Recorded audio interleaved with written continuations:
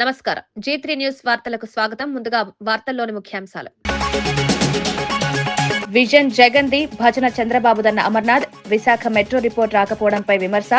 అప్పుల పాలనతో రాష్ట్ర భవిష్యత్తు దెబ్బతింటోందని ఆరోపణ. ప్రచారానికే ప్రభుత్వం ప్రాధాన్యతిస్తోందని వ్యాఖ్య.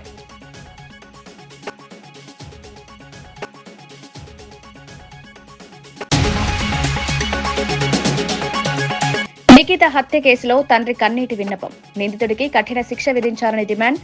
చివరిసారి న్యూ ఇయర్ విష్ చేసిన సందర్భం గుర్తు చేసుకుంటూ ఆవేదన. న్యాయం జరిగే వరకు పోరాటం చేస్తారని స్పష్టం.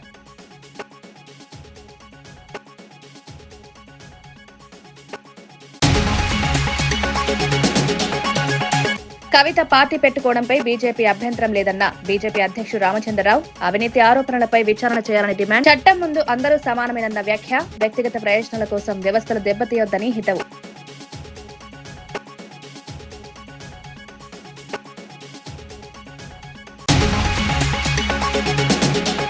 రాయలసీమ లిఫ్ట్ ఆపుతారని చంద్రబాబు మాటిచ్చారా అన్న శైలజనాథ్. రేవంత్ వ్యాఖ్యలపై చంద్రబాబు స్పష్టత ఇవ్వాలని డిమాండ్.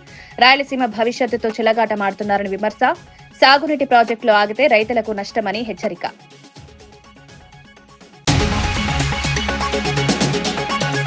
వ్యక్తిగా వెళ్తున్నా రాజకీయ శక్తిగా తిరిగి వస్తారని రాజకీయ పార్టీపై కవిత కీలక ప్రకటన. తెలంగాణ జాగృతి త్వరలోనే రాజకీయ పార్టీగా అవతరిస్తుందన్న కవిత. వచ్చే ఎన్నికల్లో ఖచ్చితంగా పోటీ చేస్తామని వెల్లడి. తనది ఆస్తుల పంచాయతీ కాదని ఆత్మగౌరవ పంచాయతీ అన్న కవిత. విజయ డైరీలో అనేక అక్రమాలు జరుగుతున్నాయని టీడీపీ నేత భూమా విఖ్యాత్ రెడ్డి ఆరోపించారు. డైరీకి తాను తప్పనిసరిగా చైర్మన్ కావాలని ఆశ లేదని, టీడీపీ తరపున ఎవరైనా చైర్మన్ అయితే సహకరిస్తారని స్పష్టం చేశారు. కార్మికులు, రైతులు ఎవరితో స్పష్టంగా ఉంటే వారు చైర్మన్ అయిన అభ్యంతరం లేదన్నారు. తమ మౌనాన్ని ఉపయోగించుకుని మీరు హాజరు కాలేదని ఆరోపించడం సరికాదని వ్యాఖ్యానించారు. డైరీ వ్యవస్థలో పారదర్శకత ఉండాలని, అక్రమాలపై సమగ్ర విచారణ జరగాలని డిమాండ్ చేశారు. రైతుల ప్రయోజనాలు, కార్మికుల భద్రతే ప్రధాన లక్ష్యంగా పాలన సాగాలని భూమా విఖ్యాత్ రెడ్డి సూచించారు. నోటీస్ ఇచ్చినారు. నేనున్న సొసైటీని ఎట్లా రద్దు చేస్తారని చెప్పి నేను క్వశ్చన్ చేయడానికి పోయినసారి వస్తే లేదు ఈ రోజు మా వాళ్ళు ఎవరు రాలేదు, మళ్ళీ ఇంకోసారి రమ్మన్నారు. మరి ఇంకోసారి నేను బయలుదేరేసి వస్తే పోలీసు వాళ్ళు హౌస్ అరెస్ట్ చేయడం జరిగింది నన్ను, పోలీస్ డిపార్ట్మెంట్. ఈ రోజు కూడా నన్ను ఈరోజు 11 o'clockకి నా సొసైటీని రమ్మంటే ఈ రోజు కూడా డిపార్ట్మెంట్ కి సహకరించి లా అండ్ ఆర్డర్ ప్రాబ్లం ఎక్కడ రాకూడదని చెప్పే ఉద్దేశంతో నేను గమ్మునున్నాను. కానీ ఈరోజు మా సైలెన్స్ ని వీళ్ళు వాడుకొని ఈరోజు వీళ్ళు ప్రెస్ మీట్లు పెట్టి మేమేదో హాజరు కాలేదని చెప్పి ప్రెస్ మీట్ చూసిన వెంటనే బయలుదేరి వచ్చాను. మరి మొదటిగా మా ఒక ముఖ్య ఉద్దేశం ఈరోజు ఇక్కడ ఏదో అలజడి సృష్టించి ఏదో చేసేద్దామని కాదు. గతంలో చెప్పినట్టుగానే చాలా అక్రమాలు జరుగుతున్నాయి విజయ డైరీ సంస్థలో.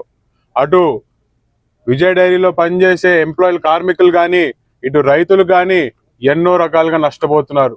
ఇది పదే మేము చెప్పుకుంటా వస్తున్నాము. కాకపోయినా ఎన్నిసార్లు చెప్పినా కూడా ఇక్కడ స్పందన లేదు. ఈరోజు రెచ్చగొట్టే విధంగా విజయ డైరీలో ఒక పాలన అనేది సాగుతుంది. లేకపోతే ప్రపంచంలో ఉన్న అందరికీ తెలుసు మాకు గంగులోలకు పడదని చెప్పి. మరి అదే గంగులోలని 3 కమిటీలో వేస్తారు. ఎవరినైనా దాదాపు 14 మంది బోర్డు మెంబర్స్ ఉండగా ముగ్గురు ఎవరినైనా 3 కమిటీని వేయచ్చు, కానీ గంగులోనే వేస్తారు. మాకేం ప్రాబ్లం లేదు, గంగులోలు ఉంటే ఎవరున్నా నాకు ప్రాబ్లం లేదు. ఎందుకంటే నేను తప్పు చేయలే, వచ్చి లక్షణంగా మాట్లాడతా. కాకపోతే ఇక్కడికి వస్తే ఇదే సమస్య. ఆయన ఆ రూమ్ లో కూర్చుంటారు, నన్ను పక్క రూమ్ లో కూర్చోబెడతారు. మరి నేను వచ్చినాను, నాతో వచ్చి మాట్లాడచ్చు కదా. మమ్మల్ని ఎంక్వైరీకి పిలుస్తాను. నేను ఒక్కనే కాదు, నాతో పాటు నా సొసైటీ వచ్చింది. ఆ సొసైటీలో ఉన్న మెంబర్ వాళ్ళు ఎవరైతే పేర్లు ఇచ్చినారో అందరం వచ్చినాము, మాట్లాడచ్చు కదా. మాట్లాడరు.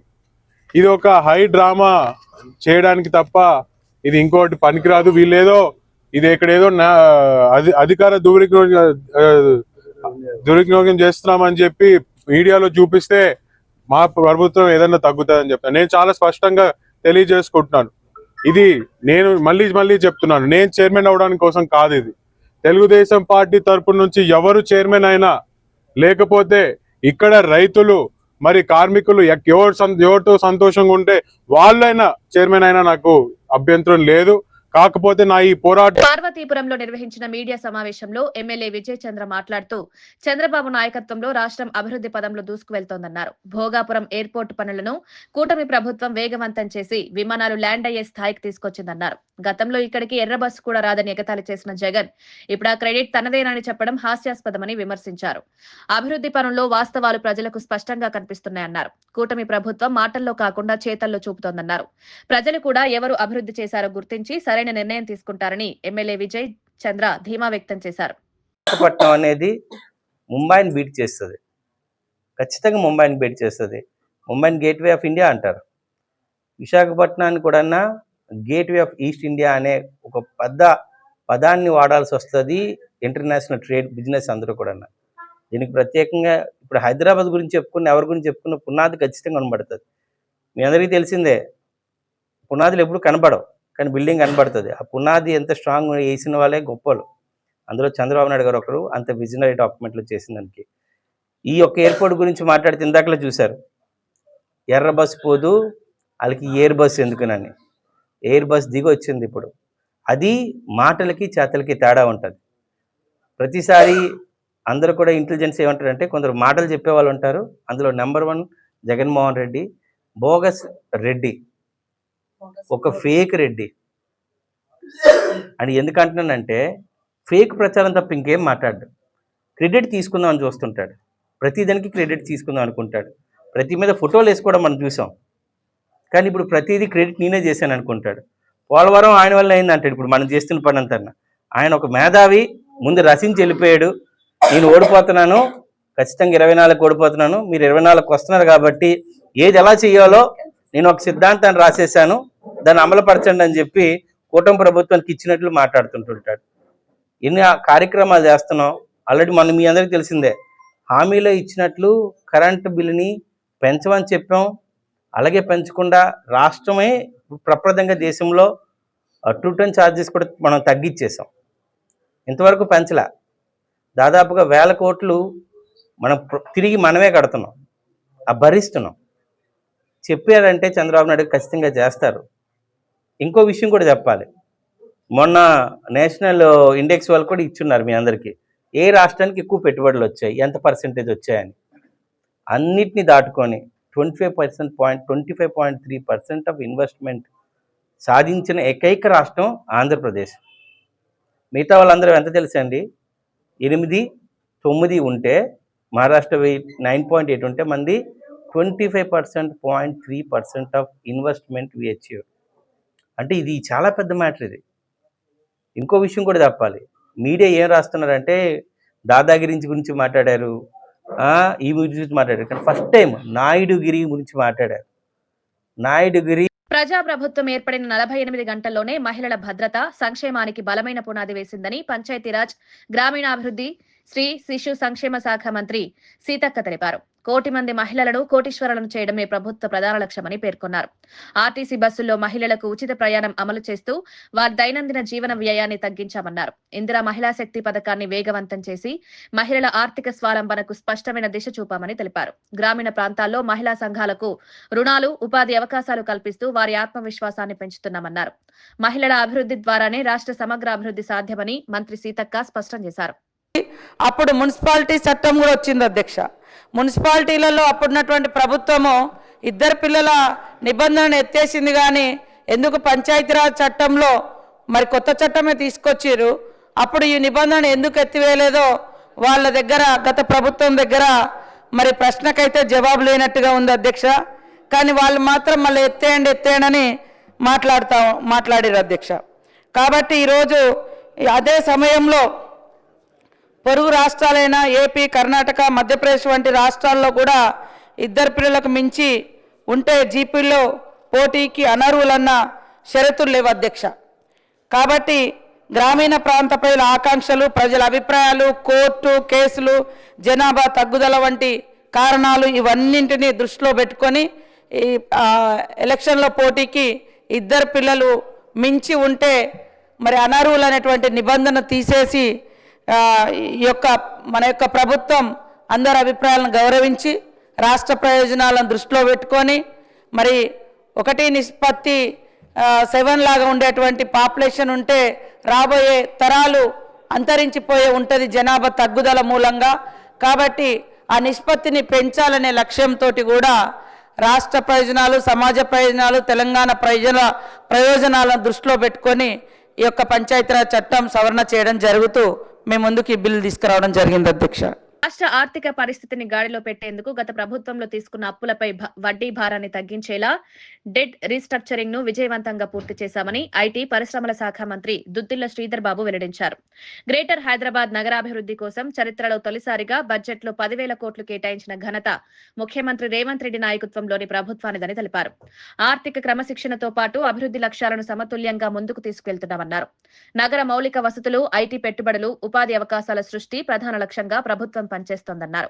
అప్పుల నిర్వహణలో పారదర్శకత పాటిస్తూ రాష్ట్ర విశ్వసనీయతను పెంచుతున్నామని, దీనివల్ల భవిష్యత్తులో మరిన్ని పెట్టుబడులు వచ్చే అవకాశం ఉందని మంత్రి స్పష్టం చేశారు. 18 నుంచి 2023 వరకు ఏదైతే లోన్స్ తీసుకున్నారో దాదాపు 6,401 కోట్ల రూపాయలకు సంబంధించి మరి దాంట్లో భాగంగానే ఈరోజు డెట్ రీస్ట్రక్చరింగ్ కు సంబంధించి మరి లోన్ కు సంబంధించిన ఇంట్రెస్ట్ ను కూడా వివిధ బ్యాంకుల ద్వారా, వివిధ సంస్థల ద్వారా మాట్లాడి సేవింగ్స్ వచ్చే విధంగా మరి డెట్ రీస్ట్రక్చరింగ్ కూడా చేయడం జరిగింది అధ్యక్ష. ఈ డెట్ రీస్ట్రక్చరింగ్ కి సంబంధించి కూడా అధ్యక్ష మరి హడ్కో, State Bank of India, municipal bonds, debentures లేపిన స్టేట్ బ్యాంక్ ఆఫ్ ఇండియాకు సంబంధించి మొత్తం కూడుకొని ఈరోజు పెద్ద స్థాయిలో ఇంట్రెస్ట్ ను చెల్లించే కార్యక్రమం గత ప్రభుత్వం ఇష్టారాజ్యంగా తీసుకున్న లోన్స్ పై కూడా మరి రీస్ట్రక్చరింగ్ చేసి మరి లోన్స్ కు సంబంధించి కూడా తక్కువ రేట్లను కూడా రీస్ట్రక్చరింగ్ కూడా చేయడం జరిగింది అధ్యక్ష. ఈ విధంగా మరి గ్రేటర్ హైదరాబాద్ మున్సిపల్ కార్పొరేషన్ కు సంబంధించి ఒక ప్రక్కన క్యాపిటల్ ఎక్స్పెండిచర్ కూడా పెద్ద ఎత్తున చేస్తూ మరి ఆర్థిక సుపరిపాలన తీసుకొచ్చే ప్రయత్నంలో డిసిప్లిన్ తీసుకొచ్చే ప్రయత్నం చేస్తూ లోన్స్ రేస్ చేయకుండా ఇక్కడ ప్రజానికానికి సంబంధించిన కనీస అవసరాలను తీర్చే ప్రయత్న భాగంలో ఎక్కడ కూడా. నిఖిత హత్య కేసులో ఆమె తండ్రి తీవ్ర ఆవేదన వ్యక్తం చేశారు. తన బిడ్డను చంపిన వ్యక్తికి కఠిన శిక్ష విధించాలని రాష్ట్ర, కేంద్ర ప్రభుత్వాలను కోరారు. నిఖిత మృతదేహాన్ని తమకు అప్పగించాలని విజ్ఞప్తి చేశారు. డిసెంబర్ 31న హ్యాపీ న్యూ ఇయర్ ని విష్ చేసిందే చివరిసారి మాట్లాడిన సందర్భమని కన్నీటి పర్యంతమయ్యారు. ఒకప్పుడు నిఖిత, అర్జున్ రూమ్మేట్స్ గా ఉండేవారని తెలిపారు. తన బిడ్డను హత్య చేసి ఫిర్యాదిచ్చిన అర్జున్ పరారైనట్లు ఆరోపించారు. ఈ ఘటన కుటుంబాన్ని తీవ్రంగా కలిచివేసిందన్నారు. న్యాయం జరిగే వరకు పోరాటం చేస్తారని స్పష్టం చేశారు. అని పిలిపించి అట్లా మర్డర్ చేసింది, పారిపోయిందని తెలిసి అది కూడా మీ మీడియా వారి ద్వారానే తెలుసు మాకు. మేము బాధలు ఉన్నాము. మాకు త్వరలో మా పాపకు బాడీ మాకు ఇవ్వాలని ప్రభుత్వాన్ని, సెంట్రల్ ప్రభుత్వాన్ని, కిషన్ రెడ్డి గారిని, రేవంత్ రెడ్డి ప్రభుత్వాన్ని, పద్మారావు గారిని కోరుకుంటున్నాను. 31st night happy new year అని విష్ చేసింది. అక్కడికి ఇక్కడికి నవర్స్ డిఫరెన్స్ ఏమో, ఆ తర్వాత అక్కడ పోయింది. అదే చివరిది అండి. అదే కొన్ని ప్రెస్లల్లో ఎక్స్ బాయ్ ఫ్రెండ్ అని వస్తుంది. అట్లాంటి తప్పుడు వదంతాలు ఏం పెట్టకండి. ఎక్స్ రూమ్మేట్ ఉండే, ఆమెతో పాటు 4 ఉంటుండే. అక్కడ షేరింగ్ రూమ్ చేస్తారు బయట. అక్కడనే ఆ పిల్లోడే రిపోర్ట్ ఇచ్చిందని పారిపోయేటప్పుడు ఆ పిల్లంతో అక్కడి నుంచి మాకు రిపోర్ట్ అతనే ఇచ్చిందంట. ఎవరో వాళ్ళ కొలీకు. ఎందుకు నీకు తెలుసు కదా, పక్కనే ఇన్ని రోజులు రూమ్మేట్ ఉండే కదా, నువ్వు ఎందుకు కంప్లైంట్ ఇవ్వాలి అంటే వాడు కంప్లైంట్ ఇచ్చి వాడే కంప్లైంట్ ఇచ్చి ఇండియాకి పారిపోయిందంట. వాడిని పట్టుకొని కఠినంగా శిక్ష చేయండి. కల్వకుంట్ల కవిత జాగృతి తప్పకుండా రాజకీయంగా పార్టీ ఎదుగుతుందని స్పష్టం చేశారు. తెలంగాణ ప్రజల హక్కుల పరిరక్షణే లక్ష్యంగా పనిచేస్తామన్నారు. రాబోయే అసెంబ్లీ ఎన్నికల్లో తప్పకుండా పోటీ చేస్తామని ప్రకటించారు. ప్రజలు తమకు మద్దతివ్వాలని, ముఖ్యంగా యువత పిడికిలి బిగించి తమతో కలిసి రావాలని పిలుపునిచ్చారు. తెలంగాణ సమాజంలో మహిళలు, యువత, బలహీన వర్గాల హక్కుల కోసం పోరాటం చేస్తామన్నారు. రాజకీయాల్లో కొత్త దిశను చూపించాలనే సంకల్పంతో ముందుకు వెళ్తున్నామని తెలిపారు. ప్రజాస్వామ్యాన్ని బలోపేతం చేయడమే తమ లక్ష్యమని స్పష్టం చేశారు. తెలంగాణ భవిష్యత్తు కోసం ప్రజలు ఆలోచించి నిర్ణయం తీసుకోవాలని కోరారు. తెలంగాణ ప్రజల పక్షాన నిలబడి పోటీ చేయడానికి, నిలబడి వారి యొక్క హక్కుల్ని కాపాడడానికి, ప్రజల పక్షాన పనిచేయడానికి తెలంగాణ జాగృతి ఒక శక్తిగా ఖచ్చితంగా చట్టసభల్లో తిరిగి అడుగు పెడుతుందనే విషయాన్ని ఎటువంటి అనుమానం లేకుండా నేను ఇవాళ తెలియజేస్తా ఉన్నాను. నేను ఆహ్వానం పలుకుతా ఉన్నాను మా లెఫ్ట్ పార్టీ సోదరులకు, మావోయిస్ట్ సింపథైజర్లకు, మావోయిస్టులకు, ఎవరైతే మనుగడ సాగించలేకపోతా ఉన్నారో, ఎవరైతే కొత్త రాజకీయ శక్తులు రావాలి ఈ రాష్ట్రంలో ఆలోచిస్తున్నారో, ఎవరైతే ప్రజాస్వామ్యబద్ధంగా పనిచేసే పార్టీలు రావాలనుకుంటున్నారో రండి. ఒక ఆడబిడ్డగా నేను ముందడుగేస్తున్నా, నాకు మద్దతు ఇవ్వండి. నేను మా విద్యార్థి లోకాన్ని పిలుస్తా ఉన్నా. ఇంతవరకు ఫీజు రియంబర్స్మెంట్ రాని మీరు పిడికిలు బిగించండి, జాగృతిలో చేరండి, పోరాటం చేయండి. మా నిరుద్యోగ యువకులకు నేను పిలిపిస్తా ఉన్నా, మీకు ఒక కొత్త రాజకీయ వేదిక వస్తుంది.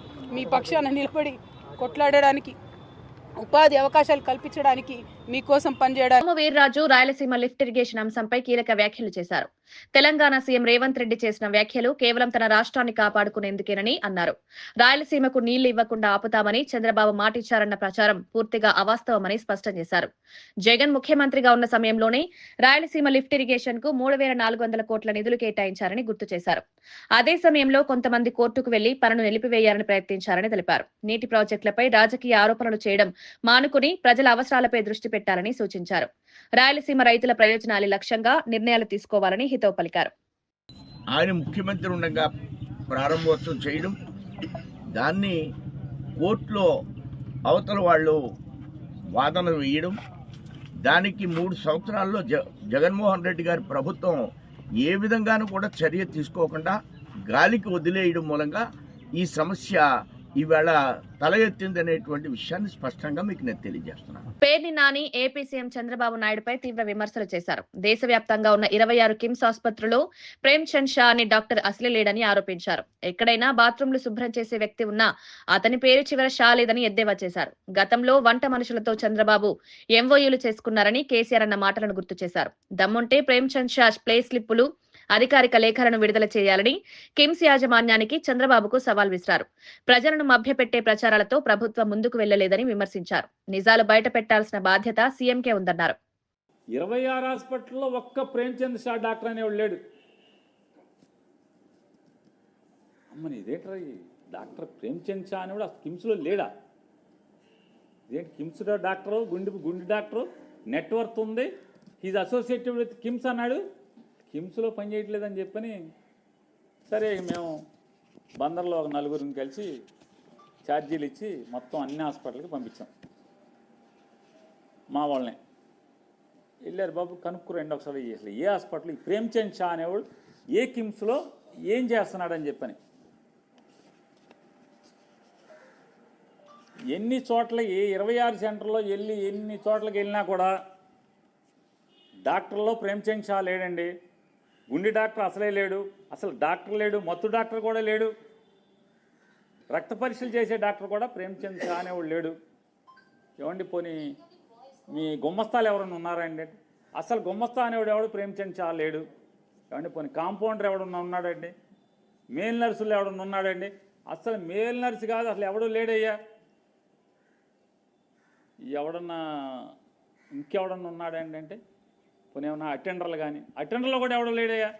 పోనీ ఏమన్నా టాయిలెట్లకు అడిగేవాడు ఎవడన్నా అంటే ఎవడో ఒకడు ఉన్నాడండి ప్రేమ్చంద్ అని, షా లేదు అతనికి చివర అన్నారు.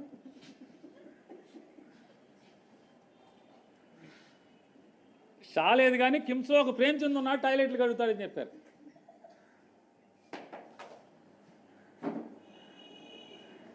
మొన్న కేసీఆర్ అంటేనేమో ఆంధ్రజ్యోతి రాధాకృష్ణ గారు పిసుక్కున్నాడు. ఇట్లా రబ్బర్ పసుపు బంతి ఉంటుంది అట్లా పిసుక్కోవటం అని మామూలుగా ఫిజియోథెరపీలో పిసుకుతారు, అట్లా పిసుక్కున్నాడు ఆంధ్రజ్యోతి రాధాకృష్ణ గారు. కేసీఆర్ మా బాబు గారిని ఇట్లా అంటాడా?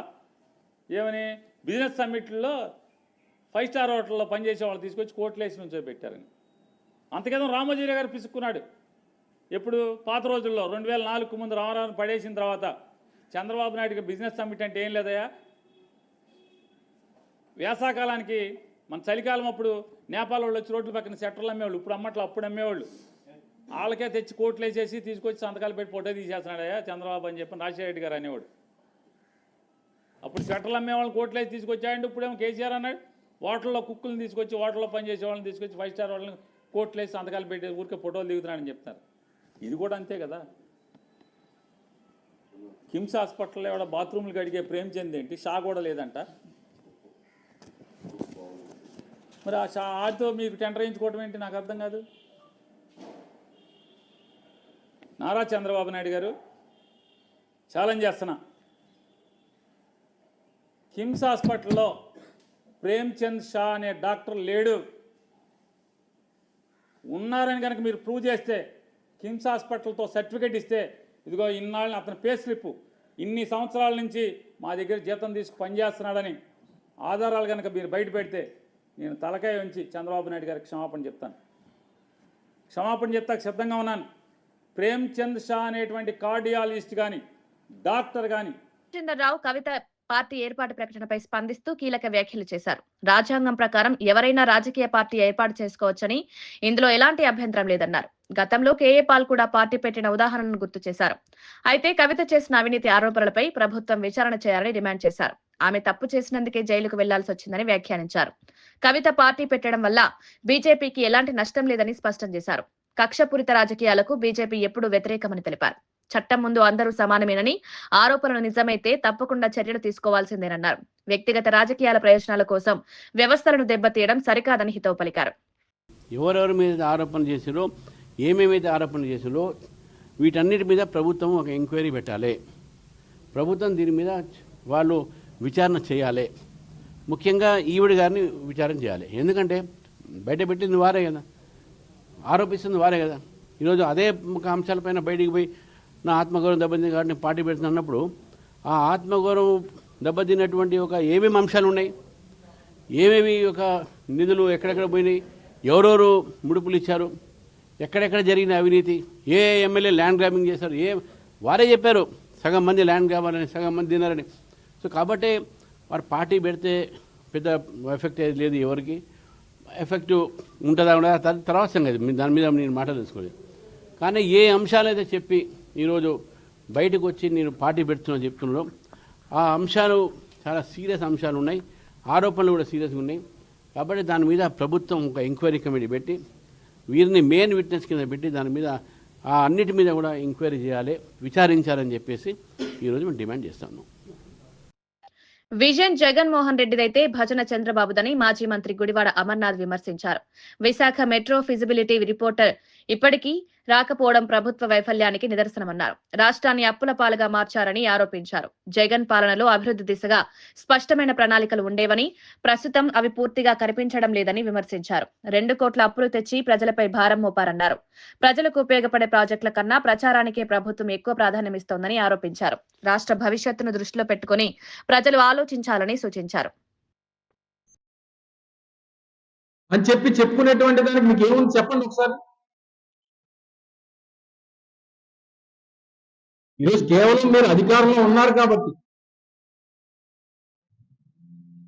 అసలు మేము ల్యాండ్ మనం ఎప్పుడైతే స్టేట్ గవర్నమెంట్ ల్యాండ్ ఆ ప్రైవేట్ పార్టీకి ఎవరైతే డెవలపర్ ఎవరైతే ఎయిర్పోర్ట్ డెవలప్ చేస్తా ఉన్నారో జిఎంఆర్ సంస్థకి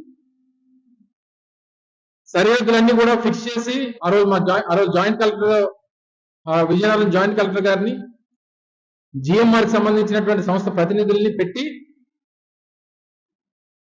ల్యాండ్ సరిహద్దులన్నింటినీ కూడా ఫైనలైజ్ చేసి వారు కాంపౌండ్ వాల్ నిర్మాణం చేసుకున్న తర్వాత పర్మిషన్స్ వరకు ల్యాండ్ హ్యాండ్ ఓవర్ చేసుకోవడం, ల్యాండ్ హ్యాండ్ ఓవర్ చేయడం వరకు రాష్ట్ర ప్రభుత్వం తాలూకు పాత్ర. ఎప్పుడైతే ల్యాండ్ హ్యాండ్ ఓవర్ చేసిన తర్వాత వారికి ఏదైతే 2203 ఎకరాలు ల్యాండ్ హ్యాండ్ ఓవర్ చేసిన తర్వాత అక్కడి నుంచి ప్రతి రూపాయి కూడా ఆ సంస్థకు సంబంధించినటువంటి పెట్టుబడి తప్ప రాష్ట్ర ప్రభుత్వం పెట్టుబడి ఉండదు. ఈ ఓవరాల్ ప్రాజెక్ట్ లో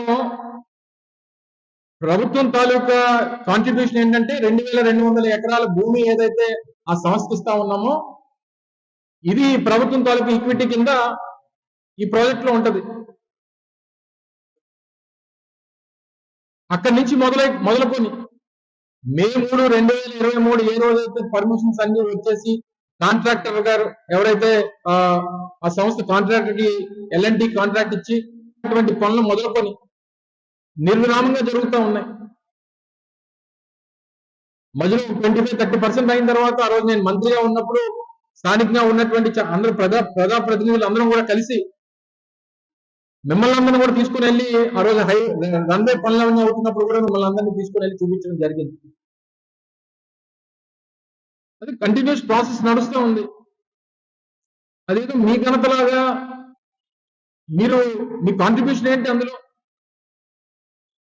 ఈరోజు కొత్తగానేమో స్థానికంగా కొంతమంది నాయకులు ఈ ప్రచార మాధ్యమాల్లో, సామాజిక మాధ్యమాల్లో జగన్మోహన్ రెడ్డి గారివి కొన్ని వీడియోలు సర్క్యులేట్ చేస్తా ఉన్నారు. మీకు దమ్ము ధైర్యం ఉంటే కనీసం మనిషి పుట్టినందుకు కనీసం సిగ్గు అనేది ఉంటే మీరు ఏదన్నా ఒక వీడియో ప్రజల ముందు పెడదాం అనుకున్నప్పుడు మొత్తం వీడియోని పెట్టండి, తప్పలేదు. మీ బ్రతుకుల్లాగా మీ పార్టీ నాయకత్వం దగ్గర నుంచి మీ వరకు మీ బ్రతుకులు ఏ రకంగా ఉంటాయో ఆ రకంగా కట్ కాపీ పేస్ట్, కట్ ఎక్కడో మాట్లాడింది మీకు కావాల్సినటువంటిది కట్ చేసుకొని దాన్ని ఈ సామాజిక మాధ్యమాల్లో పెట్టి ప్రజల్ని తప్పుదోవ పట్టించాలన్నటువంటి ప్రయత్నం చేస్తా ఉన్నారు. ఏమని జగన్మోహన్ రెడ్డి గారు భోగాపురం ఎయిర్పోర్ట్ ని వ్యతిరేకించారని, లేదా మీరు భోగాపురం ఎయిర్పోర్ట్ కి సంబంధించినటువంటి దాంట్లో అవసరమైతే కోర్టుకు వెళ్తామని ఎందుకు చెప్పారు జగన్మోహన్ రెడ్డి గారు ఆ రోజు 2016 సంవత్సరంలో, బహుశా 15-16 సంవత్సరాల్లో ఒక ఎయిర్పోర్ట్ నిర్మాణం చేద్దాం అనుకున్నప్పుడు ఎంత కావాలి, ఎంత స్థలం కావాలి, ఆ ఎయిర్పోర్ట్ కి సంబంధించినటువంటి వ్యవహారాల విషయంలో ఎంత స్థలం కావాలి, అంత కలిపి బహుశా నాకు తెలిసి 2500 నుంచి 3000 ఎకరాలు. మరి ఆ రోజు మీరు ముఖ్యమంత్రిగా చంద్రబాబు నాయుడు గారు చెప్పినటువంటి మాట ఏంటి? భోగాపురం ఇంటర్నేషనల్ ఎయిర్పోర్ట్ కోసం 15,000 ఎకరాలు తీసుకుంటామని చెప్పాడు. 15,000 ఎకరాల. కూటమి ప్రభుత్వం హిందువుల పట్ల అగౌరవంగా వ్యవహరిస్తోందని వైఎస్ఆర్సీపీ రాష్ట్ర అధికార ప్రతినిధి మార్గాని భరత్ ఆరోపించారు. శైవ వైష్ణవ క్షేత్రాల్లో వరుసగా అపచారాలు జరుగుతున్నాయని విమర్శించారు. టీటీడీ చరిత్రలో తొలిసారి భక్తులు దర్శనానికి రావద్దని చెప్పే పరిస్థితి ఏర్పడిందన్నారు. సామాన్య భక్తులకు దర్శనాలు లేకపోయినా వీఐపీలకు మాత్రం ప్రత్యేకంగా దర్శనాలు నిర్వహిస్తున్నారని ఆవేదన వ్యక్తం చేశారు. ఆలయాల భద్రత విషయంలో ప్రభుత్వం పూర్తిగా విఫలమైందని ఆరోపించారు. భక్తుల విశ్వాసాలతో ఆడుకుంటే ప్రజలు సహించరని హెచ్చరించారు. వెంటనే ఆలయాల భద్రతపై సమీక్ష చేసి చర్యలు తీసుకోవాలని డిమాండ్ చేశారు. సాక్షాత్తు నితిన్ గడ్కరీ గారేమో ఆయన రోడ్ ట్రాన్స్పోర్ట్ హైవేకి సంబంధించి అక్కడ భోగాపురం ఎయిర్పోర్ట్ కి కనెక్టివిటీ రోడ్స్ శాంక్షన్ చేశారు. ఆయన మాటలతోనే మనం కూడా విందాం ఆయన ఏం చెప్పాడో. అదే రకంగా జిఎంఆర్ అధినేత గ్రంథి మల్లికార్జున్ గారు ఆయన ఏం చెప్పారో ఆయన మాటలు కూడా విందాం. 2019లో చంద్రబాబు నాయుడు గారు ఆల్రెడీ శంకుస్థాపన చేశారని అంటున్నారు. నేను అడుగుతా ఉన్నా, ఇదే ఆంధ్రప్రదేశ్ రాష్ట్ర ప్రభుత్వాన్ని అడుగుతా ఉన్నా, మీ దగ్గర ఏమి క్లియరెన్స్లు ఉన్నాయి? గవర్నమెంట్ ఆఫ్ ఇండియా పర్మిషన్లు ఉండాలి కదండి. ఇదేమి సివిల్ ఏవియేషన్ అంటే మీ పక్కన ఉండే మినిస్ట్రీ శాఖ ఏం కాదు. సివిల్ ఏవియేషన్ మినిస్ట్రీ అంటే గవర్నమెంట్ ఆఫ్ ఇండియా. అప్పుడు సాక్షాత్తు మీ మంత్రి అశోక్ గజపతి రాజు ఆయన కేంద్ర మంత్రి సివిల్ ఏవియేషన్ మినిస్ట్రీకి మినిస్టర్ ఆయన ఉన్నప్పుడు కూడా మీరు పర్మిషన్ తెచ్చుకోలేపారే. అప్పుడు గవర్నమెంట్ ఎలక్షన్స్ వచ్చేసి 2019లో ఆగ మేఘాల మీద తీసుకొచ్చి టంకాయలు పగలగొట్టేసి మేము శంకుస్థాపన చేసామని శిలాపలకాలు వేసుకుంటే సరిపోతుందా? ఎన్ని కోర్టు కేసులను క్లియర్ చేసుకుని ల్యాండ్ ఎక్విజిషన్ చేసుకుని జగన్మోహన్ రెడ్డి గారు సుమారుగా 2,000 పైచిలకు ఎకరాలు ల్యాండ్ ఎక్విజిషన్ చేసుకుని గవర్నమెంట్ ఆఫ్ ఇండియా నుంచి పర్మిషన్స్ తెచ్చుకుని 2023లో ఆ శంకుస్థాపన చేశారు. హైదరాబాద్ ఎయిర్పోర్ట్ శ్రీ రాజశేఖర రెడ్డి గారు ఫౌండేషన్ వేశారు. మళ్ళీ ఆయనే సీఎం రోడ్డు ఇనాగరేట్ చేశారు. మా ఢిల్లీ ఎయిర్పోర్టు రాజశేఖర రెడ్డి గారే వారితో పాటు వచ్చి ఇనాగరేట్ చేశారు. వారు ఈ రోజుని అది భగవంతుడు నిర్ణయం చేయదు. వారి తనయుడు జగన్మోహన్ రెడ్డి గారు వారి అమృత హస్తాలతో ఈ రోజుని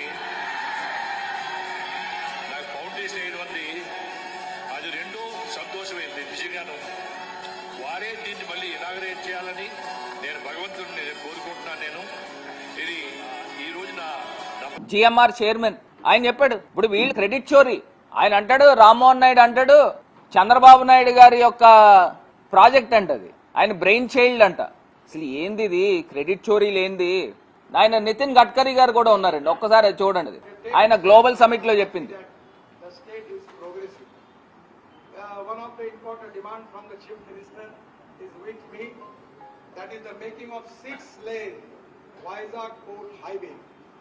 and NS16 near Bhogapuram. The length is 55 km, cost is 6,300 crore, and state is going to contribute for land and giving me some concession. I already request the Chief Minister and the Chief Secretary. They have given me the letter and also 157 acres of land for multimodal logistic park they are giving. From my ministry, I have sanctioned this important project. which is very important for Andhra Pradesh and dream project of Honorable Chief Minister. Many times he requests me about this proposal. Today I am happy that we are sanctioning this project. Once again, my best luck to development of Andhra Pradesh and people of Andhra. Thank you very much. Namaskar. వార్తలు ముగించే ముందు ముఖ్యాంశాలు మరోసారి. Vision జగన్ది, భజన చంద్రబాబుదన్న Amarnath. Visakha metro report రాకపోవడంపై విమర్శ. అప్పుల పాలనతో రాష్ట్ర భవిష్యత్తు దెబ్బతింటోందని ఆరోపణ. ప్రచారానికే ప్రభుత్వం ప్రాధాన్యతిస్తోందని వ్యాఖ్య.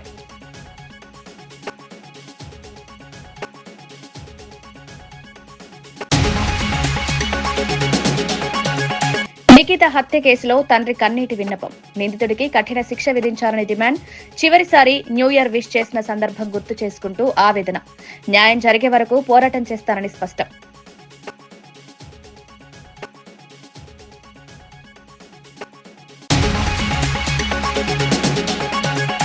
కవిత పార్టీ పెట్టుకోవడంపై బీజేపీ అభ్యంతరం లేదన్న బీజేపీ అధ్యక్షుడు రామచంద్రరావు. అవినీతి ఆరోపణలపై విచారణ చేయాలని డిమాండ్. చట్టం ముందు అందరూ సమానమేనన్న వ్యాఖ్య. వ్యక్తిగత ప్రయోజనాల కోసం వ్యవస్థలు దెబ్బతీయొద్దని హితవు.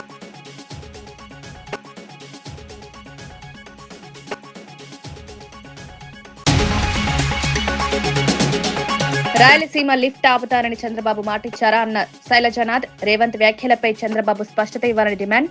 రాయలసీమ భవిష్యత్తుతో చెలగాటమాడుతున్నారని విమర్శ. సాగునీటి ప్రాజెక్టులు ఆగితే రైతులకు నష్టమని హెచ్చరిక.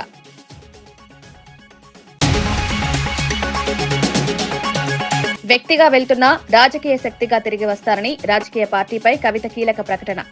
తెలంగాణ జాగృతి త్వరలోనే రాజకీయ పార్టీగా అవతరిస్తుందన్న కవిత. వచ్చే ఎన్నికల్లో ఖచ్చితంగా పోటీ చేస్తామని వెల్లడి.